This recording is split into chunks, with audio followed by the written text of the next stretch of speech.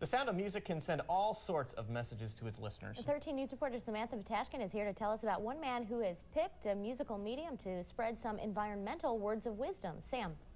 Well, Eric and Danny, he's using environmentally friendly instruments, and they're not too well known yet within the Going Green movement, but they're slowly gaining popularity.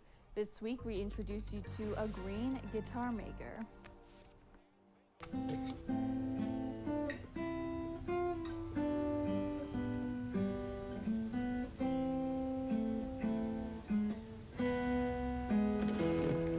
"15 years ago, inside a small shed behind his Rockford home, Jim Worland turned his passion for guitars and woodworking into a business.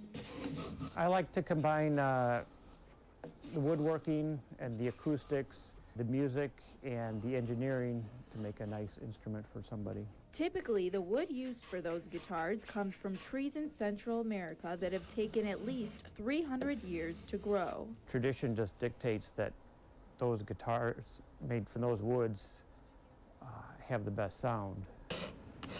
But Jim says he can craft a guitar in a much more eco-friendly way. I can take a local walnut tree, for example, which might be 30 or 40 years old, that would normally be cut up for firewood, and make a guitar. Instead of laying down a finish that's highly toxic and flammable, Jim can revert to materials used by music makers hundreds of years ago, like walnut oil or beeswax. We can keep the few specimens that still remain alive. For this guitar maker, the sweetest sounding harmony is this process that's helping to keep our environment out of harm's way. It's a small effect, but all these little steps add up to bigger impacts. Jim says if they're made right, eco-friendly guitars are just as durable. Eric and Danny? All right, thanks a lot, Samantha. Thanks, Sam.